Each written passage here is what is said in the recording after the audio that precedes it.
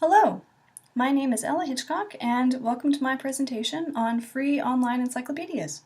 We'll start off with a general overview of the topic and narrow it down to discuss a specific example, encyclopedia.com. What is a free online encyclopedia? As we can imagine, it is an online information resource that is free to access and contains articles on various topics covering a diverse field of subjects. Free online encyclopedias are designed to be easy to use and easy to access for anyone interested in learning more about any particular subject.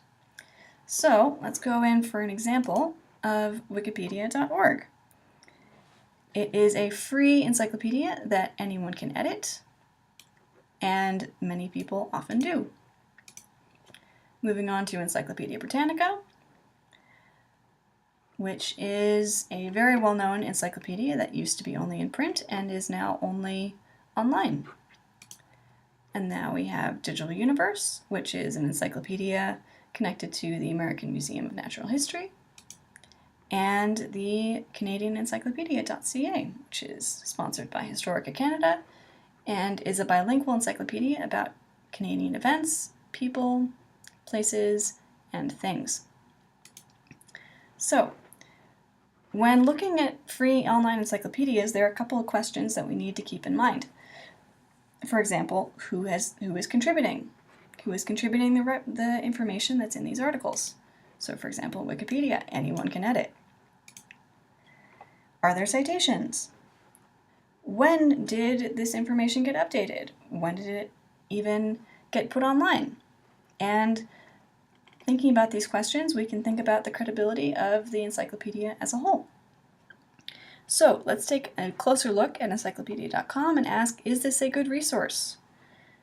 Well, it looks pretty good. The site is well laid out and easy to use, and there's a very obvious search bar up here and research categories, featured topics, and we scroll down a bit and get into other popular topics. So let's try out the usability of the search function. Let's say linguistics. Try this out, search. And as we can see, it's pretty productive. It gets the main article, it goes into structural, sociolinguistics, applied linguistics, which is always super nice, but let's go through into the main article and take a look at all the sources that we have.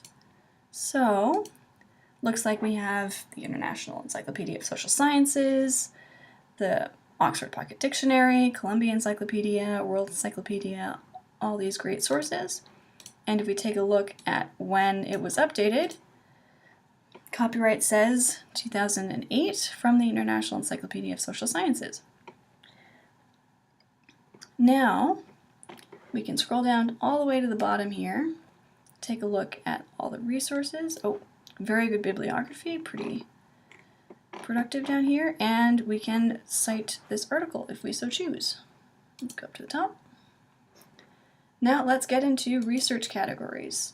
So at first glance, it's looking pretty robust. There's a lot of different categories, and let's just randomly choose sports and everyday life. And so far, it looks pretty good. All of these are links to individual articles. And it has a small article defining the category. And let's check out some of the subheadings here, like sports, and here is where the reference or the research category section kind of falls apart. There aren't that many subheadings under sports, and the only subheading under sports at all is basketball, which, as we know, is not the only sport in the world. So if we click on this, we go back to the main article for basketball, and taking a look, there isn't that much interconnectivity and cross-referencing between the articles. If you want to find something about the NCAA, or if you want to find something about, for example, pressure, you can't really click on this and then go to another website another article. You have to go back to the main page or back to the search bar. So that's not very productive.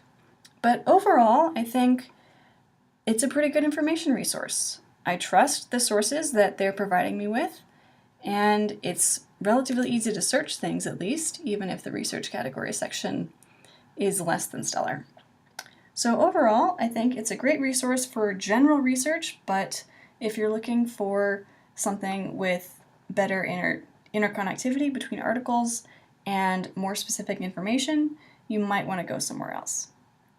Thank you very much, and I hope to see you all in the comments.